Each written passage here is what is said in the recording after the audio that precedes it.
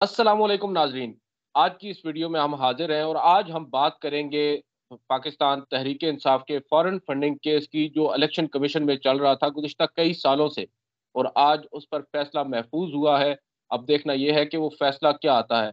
सबसे पहले तो हम समझने की कोशिश करेंगे फ़ॉरेन फंडिंग केस को और इस मामले पर आज हमारे गेस्ट हैं अदील वड़ाइच साहब, सीनियर जर्नलिस्ट हैं और सीनियर कोर्ट रिपोर्टर हैं। हम उनसे सीखते रहते हैं इलेक्शन कमीशन को काफ़ी अरसे से कवर कर रहे हैं और काफ़ी समझ-बूझ रखते हैं और इस पर्टिकुलर केस पर भी इनकी काफ़ी ग्रिप रही है। उनसे पूछते हैं कि असल में ये केस है क्या और इसमें ये एक्सपेक्ट क्या कर रहे हैं कि किस तरह का डिसीजन आ सकता है और पाकिस्तान तहरीक-ए-इंसाफ को क्या इससे कोई बड़ा नुकसान भी उठाना पड़ सकता है? अदील वड़ाइच साहब सबसे पहले तो आपका बहुत-बहुत शुक्रिया आपने टाइम दिया, आप तवील छुट्टियाँ गुज़ार कर वतन वापस आए हैं। और आज आपने हमें टाइम दिया है। हमें ये बताइएगा सबसे पहले कि ये फॉरेन फंडिंग केस है क्या? थोड़ा-सा हमें ब्रीफली बता दीजिएगा प्लीज़। बहुत शुक्रिया अहमद अलील साहब। अ, ये देखें 7.5 साल बाद ये केस कंक्लूड हुआ है।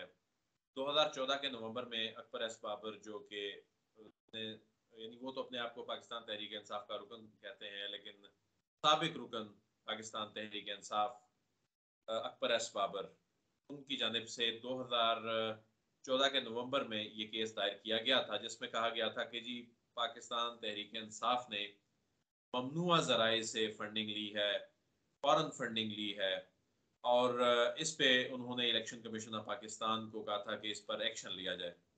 इस पे इलेक्शन कमीशन 2018 तक जब किसी नतीजे पे नहीं पहुंच सका तो इलेक्शन कमीशन ने जेआईटी की तर्ज पर एक स्क्रूटनी कमेटी बना दी, 3 रुकनी। उस जेआईटी की तर्ज पर जो कमेटी थी, स्क्रूटनी कमेटी, उसने भी बहुत ज़्यादा टाइम लिया। उसने भी तकरीबन 3 साढ़े 3 बरस तक वो कोई किसी नतीजे पर ना पहुँच सकी और उसके बाद जब उसकी रिपोर्ट आ गई, तो उस रिपोर्ट में जो सुकम थे पाकिस्तान तहरीक इंसाफ के अकाउंट्स में और बहुत सारी चीज़ों की निशानदही करते हुए उसने ये रिपोर्ट इलेक्शन कमीशन को भिजवा दी। इलेक्शन कमीशन ने इस पे हियरिंग की, दोनों फ्री कैन को, दोनों जानिब के फ्री कैन को सुना गया। उसके बाद अब केस ये कंक्लूड हो गया। केस कंक्लूड होने के बाद एक चीज़ तो मैं ये बता दूँ कि इसे जो फॉरेन फंडिंग केस कहा जाता है, ये बिल्कुल गलत है। ये फॉरेन फंडिंग केस नहीं है। ये प्रोहिबिटेड फंडिंग केस है। ममनुआ ज़राए का जो मामला है, इससे मुतल्लिक कानून ही डिफरेंट है। और इसको चूंकि एक पोलिटिसाइज इस मामले को ज्यादा किया गया, तो इस मामले पे ये स्टैब्लिश करने की जो इनके हरीफ हैं कोशिश की गई कि जी ये गैर मुल्की फंडिंग है, फॉरेन फंडिंग है। हालांकि हनीफ अब्बासी केस में सुप्रीम कोर्ट ऑफ पाकिस्तान ये कह चुकी है कि फॉरेन फंडिंग का जो मामला है, ये वफाकी हुकूमत डिक्लेरेशन की सूरत में सुप्रीम कोर्ट ऑफ पाकिस्तान को भिजवाती है, वो मामला ही डिफरेंट है। अगर ये ममनुआ ज़राए का जो मामला है, इससे मुतालिक सुप्रीम कोर्ट ने जस्टिस साकिब निसार साहब ने, गालिबन जस्टिस उमरता बदियाल साहब और साथ जस्टिस फैसल अरब साहब थे जी, जी, जी। इन्होंने इसमें करार दिया था कि आर्टिकल 6 की ज़ैली शिक जो सेक्शन 6 की ज़ैली शिक जो 3 है, उसके तहत ये प्रोहिबिटेड फंडिंग का केस है और उसमें ये लिखा हुआ है, उसमें क्या लिखा हुआ है कि कोई गैर मुल्की हुकूमत, कोई मल्टीनेशनल, कोई मुकामी सतह पर कोई public private company, firm, trade या प्रोफेशनल एसोसिएशन की जानिब से जो डायरेक्ट या इनडायरेक्ट कंट्रीब्यूशन होगी, वो ममनुआ ज़राए होंगे। और इसी में सेक्शन 4 में ज़ैली जो शिक 4 है, उसमें ये लिखा है, 6(4) में लिखा है कि ऐसी कंट्रीब्यूशन जो है, जो ममनुआ ज़राए से ली जाएगी, वो कॉन्फिस्केट हो जाएगी।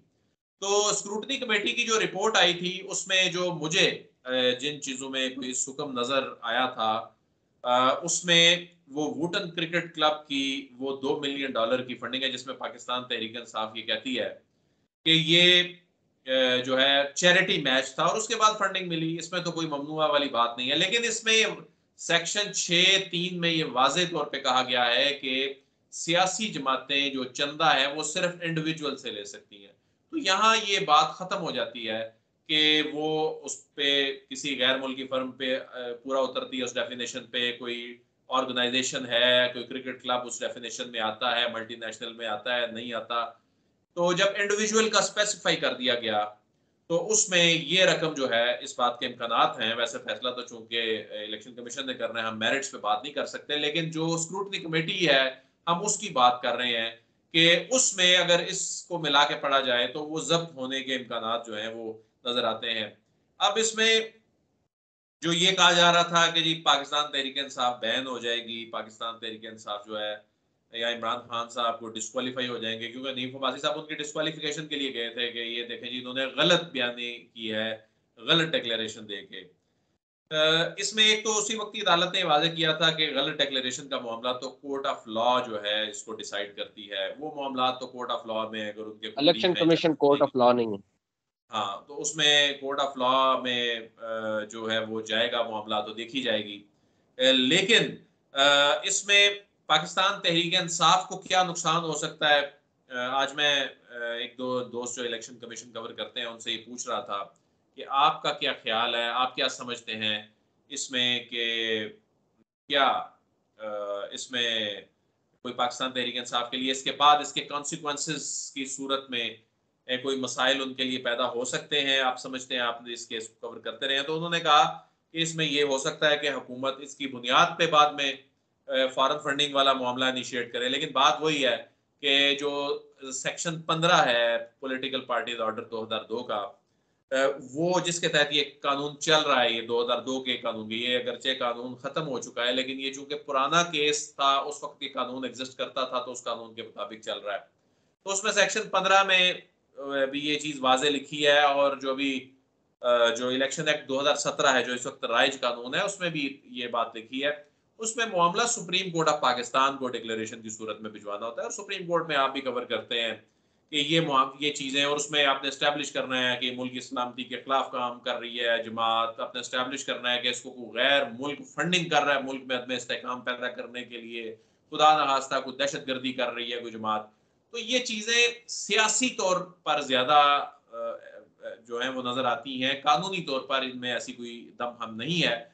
लेकिन प्रोहिबिटेड फंडिंग का जो मामला है उसमें जो कुछ अकाउंट्स जो इन्होंने डिक्लेयर नहीं किए थे, वो ये कहते हैं कि ये रीजनल लेवल के मुकामी जो हमारी क्यादत है उसने वहां पर खुलवाए थे, हमारे जो अकाउंट्स हैं जो पार्टी फंड्स में चीजें आ रही हैं वो हमने डिक्लेयर किया हुआ है। तो ये चीजें, इन पर फैसला करना है इलेक्शन कमीशन ने, ये मुतनाज़ा चीजें हैं, मुतनाज़ा जो चीज है इस पे इलेक्शन कमीशन ने फैसला करना है।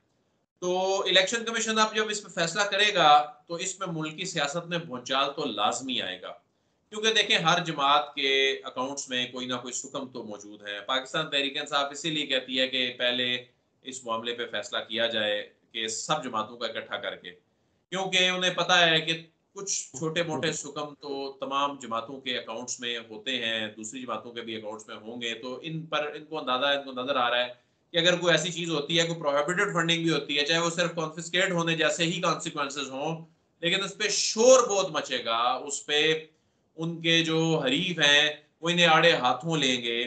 तो इसलिए इनकी ख्वाहिश है कि ये जो फैसले हैं इकट्ठे हों, लेकिन मेरे ख्याल में, मेरी जाती राय है, चूंकि 2014 से ये सबसे पहले ये केस आया था, कई बरस पहले आया था, इसलिए इस पर मेरे ख्याल में फैसला जो है वो पहले आएगा। अच्छा, आपने बाकी बातें तो हमें समझ आ रही हैं, लेकिन इसमें जो इल्तिवा बार-बार जो इल्तिवा का शिकार रहा है केस, आपने खुद बताया 2014 से अब ग़ालिबन तकरीबन 8 साल हो चुके हैं और अब जाकर फैसला महफूज हुआ है। इससे पहले हम देखते रहे हैं कि पाकिस्तान तहरीक-ए-इंसाफ, वो लोग इस्लामाबाद हाई कोर्ट से भी उन्होंने मुतअद्दिद बार रुजू किया है, इस इलेक्शन कमीशन का जो दायरा इख्तियार है शायद उसको चैलेंज किया गया। तो एक जानिब पाकिस्तान तहरीक-ए-इंसाफ ये दावा करती है कि उनके पास छुपाने को कोई चीज़ नहीं है। दूसरी जानिब वो खुद ही इस केस को लिंगर ऑन करते भी हमें नज़र आए हैं, अगर हम बात करें तो। क्या इससे कुछ मैलाफाइडी आती है उनके पार्ट पे, या क्या वो लोग ये समझते थे कि बाकी जमातों का भी साथ हो और तभी इनका भी होना चाहिए? देखिए जी, बिल्कुल पाकिस्तान तहरीक इंसाफ ने इसमें इल्तवा लिए हैं, बल्कि इल्तवा पर इल्तवा लिए हैं, इसमें कोई दूसरी राय नहीं है। और ये बात आपकी बिल्कुल दुरुस्त है कि अगर आपको कोई किसी किस्म का डर नहीं था, तो आप इस मामले को फौरी इलेक्शन कमीशन से वाइंड अप हो चुका होता, वैसे भी इनको भी फ़ायदा था, वैसे देखा जाता। इसकी वक़्त गुज़रने के साथ-साथ हाइप इतनी क्रिएट हो गई फिर ये नून लीग का केस भी ले आए, पाकिस्तान पीपल्स पार्टी का केस भी ले आए। इसमें कोई शक नहीं है कि इस केस का एक फायदा जरूर होगा, मैं समझता हूँ सिस्टम को, पाकिस्तान को, कि सियासी जमातें कैजुअल लेती थी इन चीजों को। ऑडिटर से एक रिपोर्ट ले ली और जमा करवा दी, और बॉदर नहीं किया कि अगर कोई फंडिंग किसी से बेशक $10 ही क्यों ना हो, तो उस डेफिनेशन पे पूरा उतरना इंडिविजुअल की वो जरूरी था। तो इससे हसासियत जरूर पैदा हो गई है। अब आने वाले वक्त में इसमें सियासी जमातों को देखभाल कर ये चीजें करनी होंगी। जहां तक मामला है इस्लामाबाद हाई कोर्ट में कभी ये इल्तवा लेते थे, बिल्कुल लेते थे। मेरा ख्याल है इनकी टीम, जो लीगल टीम थी ना पाकिस्तान तहरीक इंसाफ की, ये इन्हें ठीक तरीके से गाइड ही नहीं करती थी। अब एक लीगल वजह तो टीम कौंसल चेंज होना भी है ना, बार बार कौंसल भी चेंज करते रहे, अपने वकला भी बार उन्होंने बार तब्दील। वकला चेंज करते थे, हर बंदा अपनी कहानी सुनाता था। जाहिर है अब इमरान खान साहब या जो पार्टी के जो दीगर बड़े लीडर हैं वो को कानूनी जो एक्सपर्ट तो नहीं थे, उन्हें तो जो जाहिर है उनकी कानूनी टीम ने बताना था उसके मुताबिक उन्होंने चलना था। तो इसमें ये जब चीज इतनी तवील होती गई तो उसमें फिर ये एक छेड़ भी बन गई इनकी कि देखें जी ये तो इसमें इसका मतलब है ये रेजिस्ट कर रहे हैं, इसमें कोई मसला है। पार्टी फंडिंग केस एक ताना बन गया, फिर वो फॉरेन फंडिंग केस के नाम से मशहूर हो गया।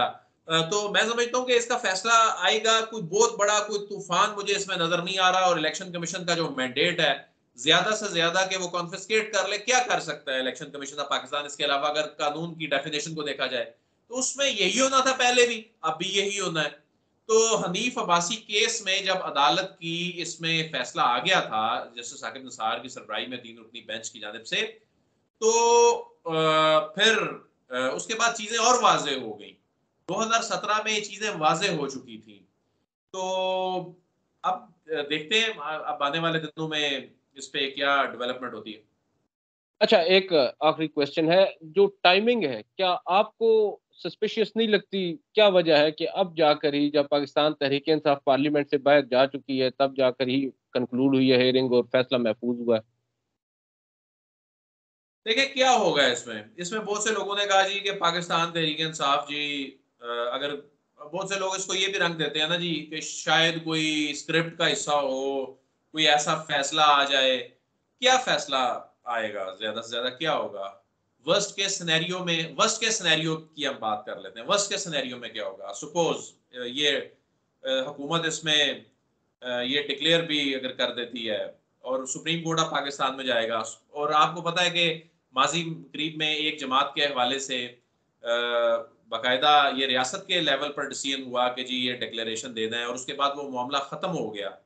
ये मामलात इस तरह नहीं होते, आप किसी सियासी जमात को खत्म नहीं कर सकते इस तरह। एक हकीकत है, पाकिस्तान तहरीक इंसाफ एक बड़ी हकीकत है। जब नून लीग जो थी अपोजिशन में थी, और उस वक्त हम ये कहा करते थे कि आप अगर कोई ये समझ रहा है कि नून लीग को आप खत्म कर देंगे तो ये मुमकिन नहीं है, वो एक रियलिटी है। बिल्कुल। नून लीग की एक बड़ी स्ट्रेंथ है ग्रॉस रूट लेवल पर, उसकी उसके जो लोग हैं, उसकी ऑर्गेनाइजेशन है, उसके चाहने वाले हैं। इसी तरह पाकिस्तान तहरीक इंसाफ को खत्म नहीं कर सकते। आप किसी और जमात को भी जिसकी इतनी लाखों करोड़ों में फॉलोइंग है, ये कानून से और इस तरह की चीजों से, और कानून में भी कोई ऐसी चीज नहीं लिखी ना, कानून में भी कोई ऐसा लिखा होता कि इन्होंने कोई प्रोहिबिटेड फंडिंग ली है तो ये कोई जमात खत्म हो जाएगी, ऐसा तो कुछ भी नहीं लिखा हुआ। ज्यादा से ज्यादा है कि वो जब्त हो जाएगी। तो इस चीज को हाइप ज्यादा दी गई, और इस हाइप देने का बड़ी वजह जो है मुझे ये नजर आ रही है कि वो जो बार बार इल्तवा लिए गए, शायद एक वो भी वजह थी। अच्छा, इसमें जो डैमेज भी तो हो रही है पाकिस्तान तहरीक इंसाफ, अगर आज की बात करें, आज सुबह से ये खबरें चल रही हैं कि फॉरेन फंडिंग, जैसा कि आपने तस्दीक भी की है कि फॉरेन फंडिंग नहीं है, लेकिन चल फॉरेन फंडिंग केस ही रहा है हर जगह पर, और वहां पर इलेक्शन कमीशन ने फैसला महफूज कर लिया है। इस तरह का एक माहौल तो बन गया है कि अब डैमेज हो रही है पॉलिटिकल पार्टी में। ये कहाँ तक आप समझते हैं कि इससे आप इत्तेफाक करेंगे? देखिए डैमेज परसेप्शन की हद तक आप कह सकते हैं कि कोई ये समझे। अब जिस तरह टीवी चैनल जो हैं, अब टीवी चैनल भी बहुत सारे अपना अपना हिसाब चुकता कर रहे हैं। जब इनकी हुकूमत थी वो उस वक्त जेर अताब थे, नजर आते थे। तो अब वो अपने बदले ले रहे हैं। तो वो अपने बदले लेने में ऐसे जाहिर कर रहे हैं कि जैसे इससे बड़ा केस ही कोई नहीं है, और ये पता नहीं कितनी बड़ी तबाही आ जाएगी। मुझे तो कोई इसमें तबाही आती नजर नहीं आ रही। और इसमें जेन्युइनली इस केस को अगर स्टडी किया जाए, सिर्फ सुप्रीम कोर्ट के हनीफ अब्बासी केस के फैसले को पढ़ लिया जाए और उस फैसले में जिन शिकों का जिक्र है उनको पढ़ लिया जाए, तो चीज वाज़ेह हो जाती है कि वर्स्ट केस सिनेरियो में क्या होगा। बहुत बहुत शुक्रिया अदील बड़ाई साहब।